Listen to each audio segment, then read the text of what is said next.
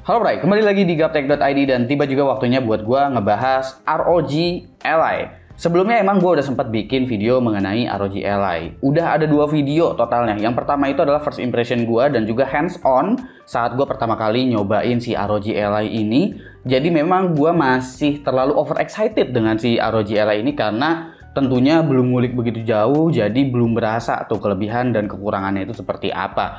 Lalu juga gue ngebahas untuk di Computex 2023 kemarin, gue ngebahas dari segi disassembly-nya karena di sana udah ada versi dibongkarnya. Juga ngebahas soal Windows sebagai handheld PC yang sekarang ini memang udah cukup banyak ya, sebenarnya nggak cuma si ROG Ally aja, dan punya keunggulan tersendiri dengan menggunakan si platform Windows tersebut, seperti ya bisa menggunakan emulator, habis itu platform game apapun selain Xbox itu ya bisa dimainin juga kayak Steam, Epic Game, Origin dan segala macam. Nah, kali ini gue berkesempatan untuk ngebahas lebih jauh dan ini adalah review. Jadi, gue bakalan sebutin kelebihan serta kekurangan dari ROG Ally ini. Secara desain ROG Ally mungkin kalian udah pada tahu ya, karena informasi ROG Ally ini dijaga banget sama ROG mulai dari tanggal 1 April mereka seakan-akan kayak mau ngebikin April Fool gitu ya, April Mop gitu. Tapi ternyata ROG Ally ini beneran ada. Lalu dijaga lagi karena media akhirnya diseeding duluan untuk nyobain hands on duluan gitu ya. Akhirnya ada video-video yang udah ngebahas ROG Ally ini, termasuk gua salah satunya gitu. Dan jadinya kalau misalkan kita ngomongin secara desain mungkin kalian udah tahu. Nah, untuk dimensi dari ROG Ally ini dia ada di angka 28 x 11,1 x 3,24 cm. Kalau di area tengahnya itu ketebalannya 2,12 cm. Beratnya ini ada di angka 608 gram. Jadi ini termasuk ringan sebetulnya untuk handheld yang memang secara dimensi lumayan besar. Jadi ini lebih ringan daripada si Steam Deck, tapi masih sedikit lebih berat, sedikit aja lebih berat daripada si Nintendo Switch. Dan sedikit lebih gede daripada Nintendo Switch, tapi nggak segede Steam Deck banget lah gitu ya. Nah, lalu kalau kita bahas di bagian controllernya, sekarang gue udah bisa bahas nih experience-nya seperti apa. Awal gue ngerasain ROG Ally ini, gue belum terbiasa ya, karena dia secara desain tuh agak sedikit kotak gitu. Mungkin sama kalau gue ngerasain Steam Deck juga kurang lebih mirip-mirip kayak gitu, dan posisinya juga sama-sama ada di atas semua tombolnya. Tapi yang jadi concern di sini adalah di bagian tombol-tombolnya ini. Di bagian tombol Y, A, X, B itu dia tuh tombolnya agak keras dan agak bunyi cetak-cetak gitu. Jadi menurut gue di bagian tombol Y, A, X, B-nya ini dia agak keras. Tapi di bagian analognya itu sebenarnya analognya oke-oke aja. Jadi keluhan gue sebenarnya cuma di YXAB-nya aja. Sisanya sih sebenarnya gue nggak ngerasa ada yang problem ya dari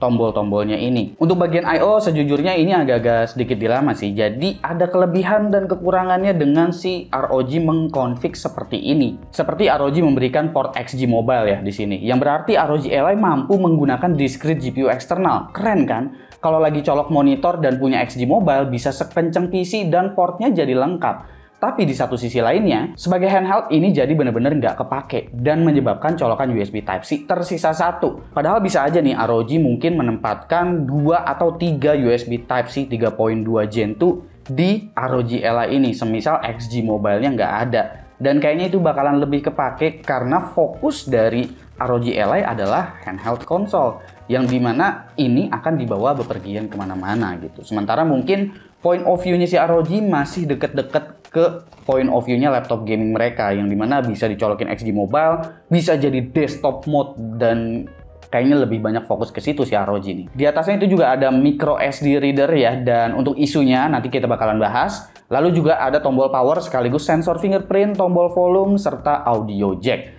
Di bagian displaynya ini yang paling menarik karena sebagai handheld gua rasa ini adalah layar yang paling bagus daripada kompetitor-kompetitornya. Layarnya berukuran 7 inch dengan resolusi Full HD, refresh rate-nya up to 120 Hz dengan dukungan FreeSync Premium, 100% sRGB dengan Corning Gorilla Glass, dan ini juga udah multi touchscreen ya. Tingkat kecerahannya 500 nits dan kayaknya belum ada satupun lawan yang bisa mengimbangi kualitas layar dari si ROG Ally ini. Spesifikasi menggunakan AMD Ryzen Z1 Extreme dengan Radeon 780M, RAM-nya 16GB LPDDR5 6400 MHz, ada NVMe PCIe Gen 4 SSD 512GB, Wi-Fi 6E dengan Bluetooth 5.3, include dengan Windows 11 Home plus Xbox Game Pass selama 3 bulan. Oke, gua akan jelasin lagi perbedaan dari AMD Ryzen Z1 series dengan AMD Ryzen 7 7840U. Karena keduanya adalah CPU yang memang identik sebenarnya. Ini bisa dibilang CPU yang kembar lah.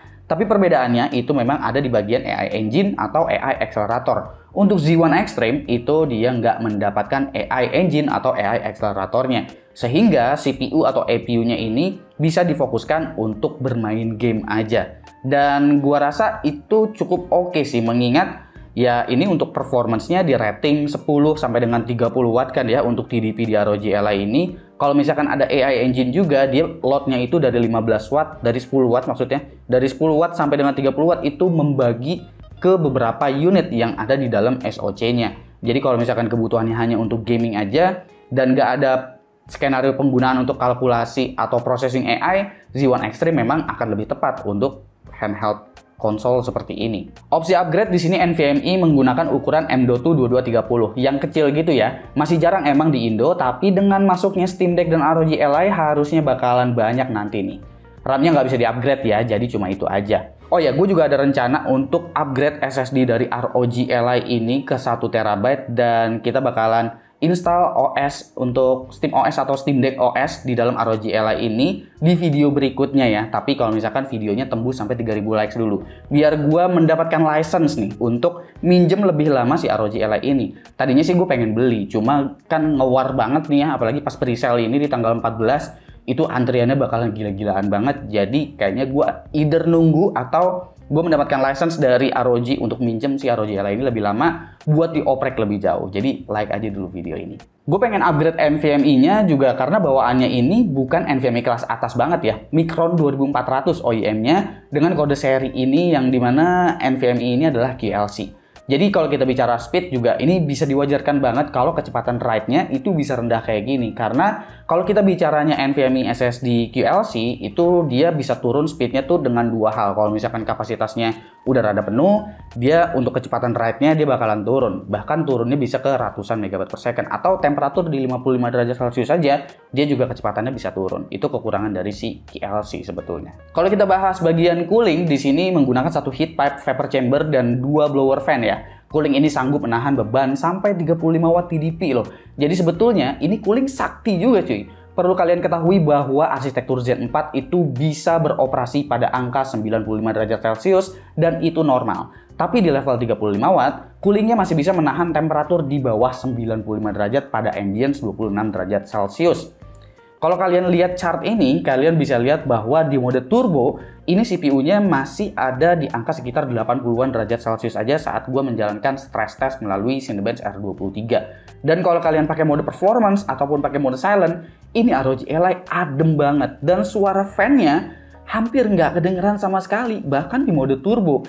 Jadi ini gue rasa kayaknya perlu diterapkan untuk laptop-laptopnya ROG nih ya, biar laptop-laptop gamingnya noise-nya itu nggak cukup mengganggu. Karena biasanya untuk laptop-laptop gaming itu suara fan-nya udah kayak suara pesawat jet ya. Tapi ini ROG Ally dipikirin banget nih. Kalau misalkan handheld kayak gini dibawa kemana-mana dan berisik, itu bakalan ganggu orang sekitar juga. Jadi nice buat coolingnya sebetulnya. Tapi ada problemnya juga sebetulnya. Ialah blower, heatsink, dan ujung heat pipe ini posisinya berada di atas card reader. Sehingga ketika colokin micro SD dan kita menggunakan mode turbo, itu tandanya udara panas yang terbuang akan mengenai micro SD. Menyebabkan micro SD seperti terkena hair dryer yang berakibat micro SD akan mendapatkan panas dari luar dan dalam. Itulah sebabnya kenapa ada beberapa kasus di luar yang mengalami permasalahan micro SD. Entah overheat atau bahkan sampai ada yang meleleh. Karena pada saat menggunakan mode turbo, itu berarti cooling sedang membuang panas 80 derajat dari SoC menuju keluar. Hal ini seharusnya kalian gak bakalan alamin semisal kalian menggunakan mode performance apalagi mode silent di ROG Ally ini. Karena suhu SoC-nya pun itu sangat-sangat adem sehingga di bagian ujung pembuangannya juga otomatis udah jauh lebih adem lagi. Tapi kalau misalkan kalian ngelihat itu CPU atau SoC-nya itu ada di 80 derajat, kemungkinan di bagian luar ini pada saat dibuang mungkin sekitar 50-an dan itu sebetulnya adalah temperatur yang panas juga untuk permukaan luar dari si card reader atau dari micro SD-nya itu sendiri. Lalu selanjutnya gue pengen bicarain mengenai kepraktisan dari si ROG Ally ini. Kalau kalian misalkan udah membeli ROG Ally ini atau kalian udah pre-order atau kalian pre-sale di tanggal 14 ini, kalian jangan ekspektasi bahwa ROG Ally ini bisa digunakan sepraktis itu pada saat awal penggunaannya aja. Tapi karena ini menggunakan platform Windows, otomatis ketika kalian nyalain pertama kali nih ya si handheld ini, itu yang kalian rasain ya kayak beli laptop. Kalian perlu setup beberapa step dulu ya dari Windows itu ya, login Microsoft account lah, privacy settingnya dan segala macem lah. Ditambah lagi juga Microsoft juga sekarang untuk Windows 11 itu wajib banget untuk connect ke internet gitu di awal-awal. Jadi itu perlu kalian lewatin dulu, plus Windows update-nya juga. Semisal memang masih ada Windows update, udah pasti bakalan ada sih Windows update di sini. Plus ditambah lagi juga kalian perlu menginstal beberapa launcher game. Semisal kalian ya mainin di beberapa launcher game gitu, kayak misalkan Steam-nya, Origin-nya, Ubisoft-nya, Epic Game dan segala macam, tentu perlu diinstal dulu satu persatu. Beda kalau kalian beli Steam Deck, kalian tinggal nyalain, login akun Steam, install gamenya semua, beres. Selesai sampai di situ gitu ya. Tapi kalau ini experience-nya ya sama kayak kalian menggunakan laptop gaming sebetulnya. Tapi setelah semuanya selesai, sebetulnya ROG Ally cukup praktis ya, karena semua game yang diinstal lewat launcher apapun akan otomatis tersedia di Armoury Crate. Jadi kalian bisa tekan tombol Armoury Crate dan pilih game yang mau dimainin. Tapi jangan lupa semua akun dari launchernya juga udah harus login biar makin praktis. Kalian juga bisa mengatur profil berdasarkan game, misalnya gamenya dirasa ringan, kalian bisa set otomatis ke profil silent biar nggak boros baterai. Kalau gamenya berat, kalian bisa set ke mode performance atau turbo biar frame rate-nya bisa ngangkat. Shortcut di tombol sebelah kiri juga bisa digunakan, semisal kalian perlu pengaturan cepat seperti on-off RSR, ganti resolusi, ganti refresh rate, hingga profile performance yang ingin digunakan. Dan itu kalian bisa gunain ketika kalian menjalankan gamenya. Jadi sebetulnya itu hal yang oke banget. Nah, karena ini platform Windows, jadi kalau kalian exit game juga itu belum ada pengaturan untuk exit game secara langsung ya, semisal kalian lagi main game. Jadi ya stepnya kalian harus ke title screen dulu, habis itu baru exit game gitu. Atau ya Alt F4 kalau kalian memang colokin keyboard di si ROG Ally ini, nggak ada opsi gitu. Jadi beda feel-nya ketika kalian mainin handheld konsol beneran dengan handheld PC seperti ROG Ally ini. Kalau kalian pakai Switch kan kalian mau exit game ya udah tinggal langsung exit aja gitu. Kalau pakai ini ada beberapa step dulu gitu. Kecuali ada fitur untuk LTF4 yang katanya sih bakalan di update di Armoury Crate-nya kata ROG. Jadi bakalan ada fitur untuk exit game secara langsung gitu. Untuk daya tahan baterai, jujur aja daya tahan baterai saat menggunakan mode turbo nggak bisa dibilang hemat ya. Dengan daya 30-35 watt tentu akan bikin ROG Ally jadi boros. Meskipun coolingnya ini bagus ya, ini cuma mampu bertahan sekitar 1 jam aja ketika menggunakan mode turbo. Idealnya ROG Ally ini menggunakan mode performance aja sih di 15 watt itu ya, karena daya tahan baterainya ini bisa ditoleransi menurut gua. Mode silent emang bisa 2,5 jam, tapi performance yang keluar udah nggak menunjukkan efisiensi secara performance. Kita bakalan lihat lah nih ya bedanya performance-nya itu seperti apa. Pada Cinebench R23, si AMD Ryzen Z1 Extreme pada mode turbo di ROG Ally ini mampu mengimbangi bahkan ngelewatin tipis Core i7 12700H yang menandakan bahwa CPU ini memang superior sekali untuk ukuran 25 sampai dengan 30 watt ya. Bahkan untuk mode performance-nya aja itu sebetulnya Ryzen Z1 Extreme ini masih cukup berimbang dengan Intel Core i7 11700 yang ada di Axio Pongo 7, di mana CPU tersebut menggunakan CPU desktop juga ya. Tapi ini adalah performance CPU only, yang berarti seluruh dayanya itu disebarkan untuk performance CPU aja. Kalau bermain game nanti beda cerita. Gue masih bakalan ngunjukin juga untuk konsistensi performance-nya ya. Apabila kalian menggunakan mode turbo, ini performance-nya jauh lebih konsisten untuk multicore-nya.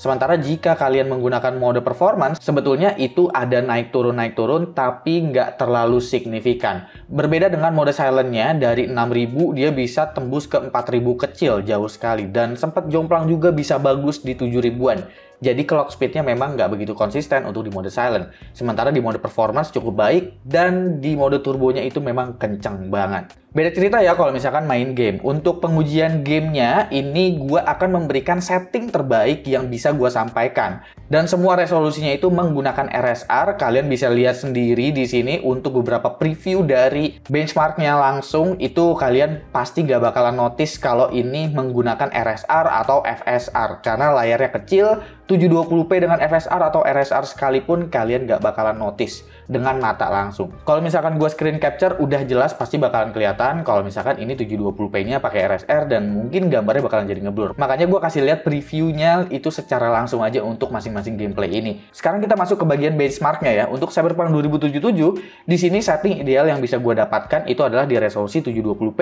dengan low preset dan juga FSR performance. Karena gue bisa mendapatkan rata-rata FPS di 50 dengan 1% minimum yang bagus. Ketika kalian menggunakan mode turbo, kalian bisa memanfaatkan ray tracing medium dan masih playable di 30-an. Ini cukup menunjukkan bahwa performance ray tracing dari ROG Ally juga sebetulnya cukup baik, tapi gua nggak menotis hal yang terlalu mewah untuk ray tracing di preset medium, apalagi resolusinya juga di 720p pada layar sekecil ini. Sementara mode silent, meskipun kalian udah setting rata kiri, itu performance-nya menurut gua masih nggak worth it ya. Jadi menurut gua yang paling ideal memang ada di mode performance-nya. Selanjutnya adalah Death Stranding. Untuk Death Stranding di sini gua akan merekomendasikan untuk performance mode pada resolusi 720p setting rata kiri aja karena bisa dapat rata-rata di 60 fps. Ini mode turbonya kenceng banget. Kalian bisa setting rata kanan dan masih 75 fps. Ya, memang itu masih kenceng banget, tapi perlu diingat bahwa mode turbo ini akan ngebikin baterainya jadi boros banget. Kalian udah lihat tadi, nggak nyampe sejam kalian mungkin udah habis baterainya. Jadi mode performance di sini di resolusi 720p masih paling ideal menurut gua. Sementara mode performance di resolusi 1080p di sini gua masukin masih oke sebetulnya di 30-an selama kalian nyaman untuk ngecap FPS-nya itu di angka 30 ya. Sementara mode turbonya masih di 40-an aja, jadi sebenarnya udah nggak worth it. Apalagi mode silent-nya, kalau kalian pakai resolusi 1080p, itu FPS-nya udah jomplang banget. Selanjutnya, itu adalah Far Cry 6. Pada mode performance resolusi 720p, kalian masih bisa menggunakan ray tracing di sini. Tapi rata kiri ya untuk tekstur-teksturnya, karena VRAM-nya nggak muat di Far Cry 6. Rata-rata FPS-nya bisa dapetin di 55, ini bagus banget. Mode turbonya kalian bisa pakai ultra quality dengan preset yang bagus juga. Jadi selama kalian mau main mode desktop gitu atau sembari dicolok, sebetulnya masih oke dengan menggunakan mode turbo ini. Tapi semisal kalian mau bawa pergi, sebetulnya kalian bisa pakai preset performance ini aja untuk modenya. Hogwarts Legacy di sini semua gua benchmarknya di resolusi 1080p karena jujur aja pada resolusi 720p gua mengalami problem ketika menjalankan gamenya, entah kenapa. Yang mau RSR-nya di on, RSR-nya di off, itu gamenya selalu ngebuang dan mental. Entah dari gamenya atau dari driver si AMD Z1 Extreme ini. Nah, pada resolusi 1080p di sini untuk setting rata kiri dengan FSR performance masih bagus loh, rata-rata FPS-nya di 50. Tapi 1% minimum memang kecil banget. Karena ya Hogwarts Legacy ini mau kalian pakai spek kayak apapun, pasti kalian selalu mendapatkan 1% minimum FPS yang kecil. Terutama kalau storage-nya itu cukup pelan di random 4K-nya. Karena biasanya pas lagi buka pintu, dia tuh benar-benar berasa stuttering gitu. Nah, di mode turbonya ini, kalian bisa menggunakan ray tracing low, tapi dengan bantuan ray tracing low dan FSR quality aja, itu rata-rata FPS-nya justru kecil banget, jauh banget. Jadi nggak rekomen untuk menggunakan ray tracing pada game ini. Selanjutnya adalah Horizon Zero Dawn. Horizon Zero Dawn pada mode performance 720p kalian masih bisa menggunakan preset original dengan FSR quality, rata-rata FPS-nya di 52. Ini juga udah angka yang sangat-sangat bagus ketimbang kalian menggunakan preset ultimate meskipun naik, tapi kalian perlu pakai mode turbo dan juga FSR quality di sini kalau mau ngejar 60 FPS dan presetnya itu kenceng. Lalu Shadow of the Tomb Raider di sini kalian bisa dapetin rata-rata 40 FPS apabila kalian menggunakan mode performance pada resolusi 720p dengan preset medium, jadi ini udah lumayan banget. Dan kalau kalian setting rata kiri di 1080p pada mode performance, itu kalian bisa mendapatkan rata-rata 46 fps. Kalau kalian misalkan lagi mau dicolokin powernya dan kalian niat mau pakai mode turbo, kalian bisa pakai preset highest dengan ray tracing medium dan rata-rata FPS-nya juga masih bagus ya di 45. Jadi secara performance sebetulnya ini bener-bener tidak mengecewakan, jujur aja. Lalu The Last of Us Part 1 nih, untuk mode turbonya gue menggunakan resolusi 720p dengan preset ultra, dan di sini gue bisa dapetin rata-rata 35 fps dengan 1% low frame rate yang masih cukup bagus. Ultra loh, bahkan dengan FSR yang modenya itu quality bukan performance gitu. Jadi ini masih cukup bagus performance-nya. Dan untuk di mode performance, gue di sini bisa pakai settingan rata kiri ya, bisa dibilang dengan FSR ultra performance, tapi gue bisa mendapatkan rata-rata FPS di 46. Jadi gue cari setting yang memang bisa playable dan enak lah, karena 1% low frame rate-nya juga masih ada di angka 30-an gitu. Tapi kalau mode silent, ya udah kurang nyaman sejujurnya meskipun kalian menggunakan preset rata kiri. Gue udah sempat main beberapa game sih, nggak cuma game yang gue benchmark. Gue juga udah ngelanjutin DLC kayak Dragon Ball Z Kakarot, itu gue lanjutin. Gue main di mode silent aja sebetulnya, karena game itu cukup ringan dan gue cukup nyaman untuk maininnya pada mode silent. Jadi kalau misalkan gamenya ringan, misalkan main story of season doang, kalian nggak perlu mode performance sih sebetulnya. Kalian cukup menggunakan mode silent aja untuk game-game yang seringan itu dan mendapatkan daya tahan baterai yang cukup panjang. Lalu gue bisa sebut ini adalah bonus-bonus yang kalian dapatkan di ROG Ally. Karena ini menggunakan platform Windows, tentu kalian masih bisa menggunakan Adobe Premiere di sini. Dan kemampuan ekspornya itu nggak buruk-buruk banget sebetulnya untuk ukuran APU ya. Karena di Adobe Premiere kalian masih bisa ekspor H264 preset YouTube 1080p itu dengan durasi 4 menit 41 detik untuk project yang biasanya gue benchmark. Dan ini resolusinya adalah 1080p tapi ya. Dan kalian bisa lebih kencang lagi untuk di DaVinci karena di AMD ini DaVinci Resolve entah kenapa memang jauh lebih optimize ya. Untuk project yang berdurasi 13 menit 2 detik itu beres dalam waktu 4 menit 9 detik aja untuk resolusi 1080p H264 dengan encoder dari AMD. Mau capture-capturean menggunakan FE1, H264 atau H265 bisa nggak pakai OBS untuk record atau stream? Bisa. Tapi untuk stream ya H264 doang. Cuma kualitasnya memang ada beberapa yang gambarnya tuh kadang kayak agak sedikit pecah-pecah, tipis-tipis gitu untuk di Z1 Extreme ini. Tapi kalau dibilang lancar, FPS-nya lancar untuk dipakai streaming atau dipakai recording melalui OBS. Oke, kita masuk di bagian harga dan juga kesimpulan untuk ROG Ally. Untuk harganya, gua rasa kalian udah pada tahu ya kalau harganya ini ada di angka Rp11.299.000 untuk yang bergaransi resmi di Indonesia. Garansinya itu selama 1 tahun ya, memang agak sedikit dipangkas dari 2 tahun, beda sama laptop. Tapi setidaknya ya bergaransi resmi gitu. Karena mungkin kayaknya ini satu-satunya yang bergaransi resmi. Oh, Aya Neo juga masuk bergaransi resmi ya waktu itu ya. Tapi memang harganya tetap kayak harga yang nggak bergaransi resmi. Hampir 2 kali lipat dari ini harganya. Dan kalian juga bakalan mendapatkan Xbox Game Pass selama 3 bulan.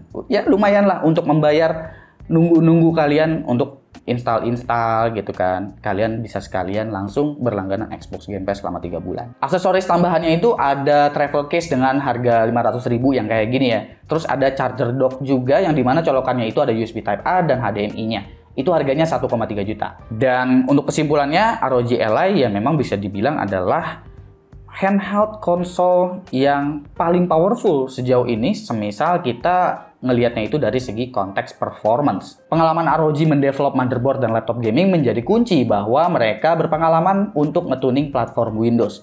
Tagline "Play all your game" emang sangat cocok di handheld ini. Karena jelas dengan platform Windows kalian bisa mendapatkan benefit untuk bermain game dari platform apapun. Xbox, Steam, Epic Game Origin, Ubisoft, Blizzard, hingga emulator bisa dimainin di sini. Plus bonus productivity dengan software-software yang cukup umum di Windows. Meski dengan banyak kelebihannya ini, tentu memang harus ada kekurangan-kekurangan yang perlu dikompromikan dari si ROG Ally. Seperti misalnya baterai yang cukup boros pada mode turbo. Emang mode performance-nya pun ini udah bisa ngebantai Steam Deck dan handheld lain performance-nya. Tapi breakthrough ROG Ally sebetulnya ada di mode turbo yang sayangnya cuma memberikan durasi 1 jam penggunaan. Lalu mode turbo ini juga dapat memiliki side effect terhadap microSD apabila menggunakan microSD sebagai storage game. Jadi kalau gue pribadi sangat tidak merekomendasikan untuk kalian apabila kalian udah ngebeli ROG Ally ini, terus kalian beli microSD untuk dijadiin storage gamenya. Better kalian ganti aja SSD-nya ke kapasitas yang lebih besar ketimbang kalian menggunakan microSD sebagai ya storage utama gitu. Install game secukupnya aja, semisal kalian memang mau pakai mode desktop di rumah gitu ya, kalian bisa pakai NVMe SSD eksternal plus pakai dockingnya tuh dari ROG. Jadi kalian dapat colokan yang banyak buat nyolokin NVMe, buat nyolokin charger, buat nyolokin monitor dan segala macam. Kemudian yang harus dikompromikan lagi adalah karena ini platform Windows, meskipun ada kelebihannya tadi ya, kalian perlu melakukan beberapa step terlebih dahulu. Tapi ya itu kayaknya bisa ditoleransi banget ya untuk step di awal-awal yang memang agak panjang gitu stepnya biar ini konsol tuh ready untuk main game. Kayaknya tapi itu bisa ditoleransi untuk pengguna-pengguna yang memang udah biasa pakai laptop gaming atau beli laptop gaming. Laptop apapun sebetulnya seperti itu sih. Nggak kayak beli Steam Deck, Nintendo Switch, atau PS5 lah yang sekali login setelahnya ya tinggal colok game atau install game selesai beres gitu. Jadi kekurangannya ini pun gua rasa masih akan ada banyak orang yang bisa berkompromi ya. Ditambah lagi Asus menawarkan harga yang masuk akal untuk handheld bergaransi resmi di Indonesia. Kira-kira menurut kalian gimana ROG Ally ini? Komen di bawah dan kasih pendapat kalian masing-masing. Jangan lupa subscribe. Gue Supki dan seperti biasa sampai jumpa di lain kesempatan.